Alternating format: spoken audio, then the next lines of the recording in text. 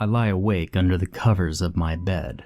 I'd grown accustomed to sleeping with my head completely underneath due to the extreme coldness in my bedroom. We had recently moved house, and although we were settling in quite well, the cold was something we all had to adjust to, especially with the winter slowly creeping in. As I gazed blearily into the dark blankets, I started wondering what had awoken me, for I had been sleeping peacefully until just this moment. I strained my ears and caught a very faint creaking sound, almost rhythmic in its regularity. I shut my eyes once more. It was simply the shutters on the windows creaking in the wind. I settled back into the pillows and listened to the noise. It was almost soothing in a way. And then my eyes suddenly shot open. My old house had shutters that would sometimes creak in the wind, but this one didn't. I'd inspected the windows thoroughly a few days before, fruitlessly trying to plug up any gaps that might be letting the cold air in. I'd asked my parents to change bedroom, but they said they needed the space in the other rooms, and my brother definitely wasn't swapping his. He had the warmest room in the house, right next to the boiler. Listening intently, I realized another thing. The sound didn't seem to be coming from the direction of the window. Although slightly muffled by my blankets, the sound seemed to be coming from directly above me, as if I had some ancient creaking fan on the ceiling. I still didn't want to leave the warmth of the covers, so I turned my head and tried to listen to get a better idea of what it was. As I moved my head, the sound abruptly stopped. I lay there, holding my breath, trying to catch any hint of the creaks again. Just as I thought the noise had stopped for good, I heard something that chilled my insides, even in the warmth of my bed. A grating, scratching sound, like teeth grinding on a bone, uttered the words, "Don't peek." Lying completely still, my heart was racing. The creaking had once again started, slightly faster this time, and with a jolt, I suddenly realized what it was. Breathing. The horrible thing that was hanging above me was breathing.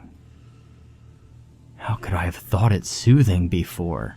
It was a horrible, choked noise, sounding more like a death rattle now than the quiet creaking of before. The voice had been inhuman, utterly devoid of any emotion. I lay trembling, listening to the quickened pace of the breathing. Minutes dragged on, and after seemingly hours, daylight began to creep into the room. I must have dozed off at some point, even amidst the sheer terror that I was feeling that night, because I couldn't remember that horrible breathing stopping. It was silent now, but I refused to get out from under the covers. It wasn't until my mother came in to wake me up for school that I braved leaving the safety of my bedsheets. I tried to tell her about what had happened the previous night, and she initially seemed concerned, but that was mostly due to the bags under my eyes and lack of sleep than some kind of make-believe monster. I went down for breakfast, dreading the day of school that lay ahead of me in my tired state. As I predicted, school went by slowly, and I dozed off in class multiple times, much to the annoyance of my teachers. After a short talk with the principal after school about making sure I get enough sleep and not to let it happen again, I could finally start the walk home. As I walked, a new dread filled me. Would it be back tonight? 40 minutes later, and I was walking down the driveway. Seeing the lights from the windows was comforting. It was already getting dark, and I really didn't want to be walking alone at night. I went inside and was instantly cornered by my mother, who'd had a phone call from the school earlier on. They had told her about me sleeping during lessons, and she wasn't all too happy. I was told I was going to have supper and then get an early night so that it wouldn't happen again. much to my disdain. I ate supper as slowly as I could in order to prolong the time it took for me to have to go into that room again. All too soon, my plate was cleared, and I was sent up to bed with a warning about no TV if I let it happen again. Well, that was the least of my worries. I climbed into bed and made sure that my door was ajar and the landing light was left on. I could hear the TV and murmurs of my parents, which gave me some comfort. At least they weren't too far away. The room was getting cold again, but I refused to go under the covers. The light from the door partially illuminated the room and banished the darkness, giving me courage. I lay like this for a few hours, partially dozing off when I heard the sound of the TV go silent and movement signaling that my parents were headed for bed. I listened to their door close, and I sighed. Maybe there was nothing after all. The light spilling into the room comforted me, and I curled up underneath the covers away from the cold. I awoke, staring into blackness. It took a while for me to realize what was wrong. The light from the landing had gone off. I could tell without leaving the warmth of my bedsheets. I felt an icy chill, and memories from the previous night come rushing back. I lay still as a corpse as I held my breath, listening. It was there. I could hear the rasping, rattling sound of its breath, a shuddering sigh escaping my lips, and I realized that was a mistake. And the hideous breathing intensified, as if some inhuman being had realized its prey was trapped within its grasp. To my horror, the breathing got louder. It seemed to lower from the ceiling towards the thin barrier that lay between me and it. It sounded like it was a few feet above my bed now. Its dry rattling was all I could hear. Until once more, "Don't peek." The voice sounded even more terrifying when it was this close. It was all I could do not to scream. I knew that if I tried to make a noise, it would silence me before the sound had left my throat. I closed my eyes, tears escaping through my scrunched eyelids as I waited for dawn, and it watched. I was awoken by my mother yet again. Sometime in the early hours, I must have passed out from either fear or tiredness, perhaps both. I felt awful, and I must have looked it too, because my mother did a double take when I rose out of my blankets. She suggested I take the day off school, that I must be ill. I was tempted, until she said, "A day in bed will do you good." I sat bolt upright and flat out refused. I was okay, I just felt a little iffy, but I'm sure it'll pass. My parents both have work, and my brother would be at school. There was no way in hell I was staying in the house, in that bedroom, on my own. Even in daylight, it was an uncomfortable thought. The school day was another blur, falling asleep in class and speaking to the principal again. He was getting frustrated at my apparent lack of interest in my subjects, seeming to think I was doing it on purpose for attention now. I didn't argue, sitting in his office after school, delayed going back to that room. That night played out much the same as the one before, except the creature was getting closer once more. Night faded again into a bleary day, repeating the same old steps, falling asleep, principal's office, and dreading going home.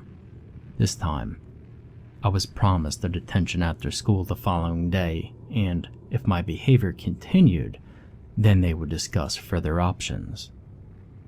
That night, I sunk into bed once more, feeling utterly defeated. It was just going to continue like this. It was just going to ruin my life and keep me awake forever. I'd read about people dying from sleep deprivation. Was that going to be my fate? Soon enough, The breathing started again as I lay powerless beneath the covers. This time it felt like it was merely a few inches from the top of my sheets. I could feel them quiver with each breath the thing took. Don't peek. It rasped the words so loudly, I half expected my parents to come bursting into the room to see what was going on. But as with every other night, they were either sound asleep or just deaf to the nightmare that was happening in my room. And I could feel pressure on the covers. It was pressing right up against them now. My mind raced in panic. All it had to do was rip off the sheets, and it could devour me, or take me, or do whatever other horrific thing it had in mind. If this is how I'm going to die, I want to go out with a fight at least. I had no idea how strong the monster would be, or if I could even hurt it at all, but I had to try. I grabbed the top of my bed sheets and paused for a moment, steeling my resolve. Its gasping breathing had increased now, as if it could sense what was happening. With a roar, I pulled the bed sheets down from over my head and swung upwards as hard as I could with my fist. I hit nothing but air. Scanning the room for any signs of the creature, I quickly jumped out of bed and sped towards the light, flicking it on. As the room filled with brightness, my eyes took a while to adjust. I had my back pressed against the wall so nothing could get behind me in my temporary blindness. Once my vision had returned, I had a proper look around, rummaging through my cupboards and under the bed. There was no sign of anything abnormal. I stood, shivering.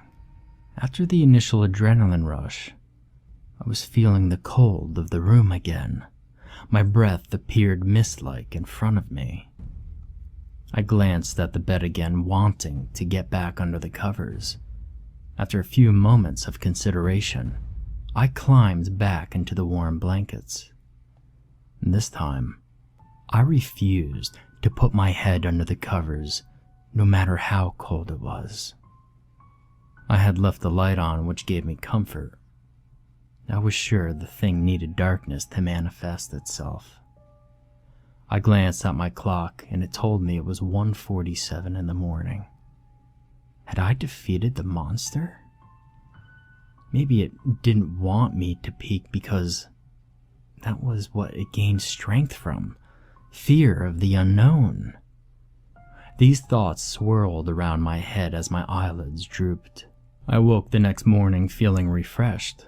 That was the best night's sleep I had in a long time. As my mother came to make sure I was up, she commented on my appearance. The bags under my eyes that had been present for the last few days had gone, and my face had color once again. The day at school went well. Not once did I fall asleep, and I tried my hardest to catch up on what I missed. I still had the after-school detention to get through, but even that didn't seem so bad now I was properly awake. I could use the time to catch up on my work. As the school day drew to a close, I went toward the detention hall feeling that the past week's horrors had ended. After the detention, I started the walk home from school. I wanted to hurry because it was already getting dark. By the time I saw the comforting lights of my house, the sun had fully set. Opening the door, I called out an apology for my lateness before heading into the living room. The television was on, the usual wildlife documentaries my parents watch that I never had much interest in. The room was empty, however, so I headed for the kitchen, thinking maybe they had already started dinner without me. Upon entering the kitchen, however, I stopped, confused. They had indeed started eating without me. Plates containing a half-eaten meal were sitting on the table, but there was no sign of my parents or my brother. A quick check in the other downstairs rooms confirmed they weren't there either. I headed upstairs in the vain hope they had decided on a very early night. Even if that was the case, they wouldn't have left their meals like that. My heart was a dull thud in my chest when I reached the top of the staircase. A peek into my parents' room showed it empty, the same with my brother's. I was beginning to sweat now as I walked slowly towards my bedroom door. I gripped the door handle. My mind was telling me to turn around and leave, but I had to see. I pushed open the door and looked towards the bed. 3 black silhouettes were sitting up against the headboard. 2 larger and 1 smaller. They were the unmistakable shapes of my parents and my brother. Something looked off about them, however. I groped towards the light switch as the voice in my head screamed at me to go downstairs and run to the neighbors, to call the police. Ignoring it, I flipped the switch. The vacant eyes of my family were all staring at me, glass-like, but somehow they were looking right at me. Their heads were hanging at an unnatural angle, as if their necks had been simply snapped. They had been propped up against the bed like grotesque puppets. A cry was caught in my throat as I stood rooted to the floor. I willed myself to take a step back when I heard it again. The sound that had tormented me all those nights. The breathing really was a death rattle now. It sounded somehow even more full of malice than the previous nights. And it was coming from right behind me. You peek.